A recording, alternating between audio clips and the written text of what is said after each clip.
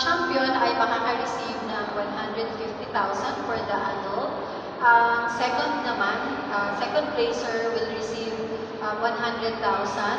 And then yung third ay 75,000.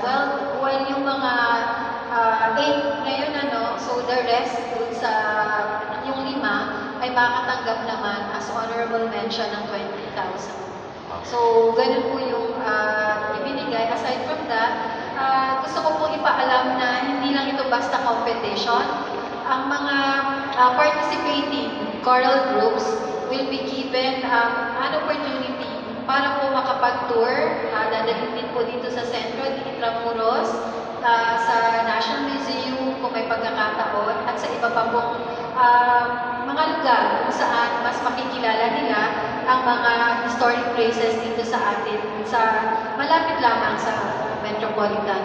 Aside from that, yung mismong araw ng competition, magkakaroon po kami ng 15-minute na parang mini-lecture para malaman po ng mga choral groups din at ng iba pang mga manonood kung bakit o ano ang nagiging basehan, basis, bakit tayo mga Filipino ay ang ating inclination ay sa musika. So meron po tayong inimbita din na lecturer for 15 minutes para po karagdagan ito, hindi lamang magiging competition yung oras na yun, kundi meron din pong educational aspect.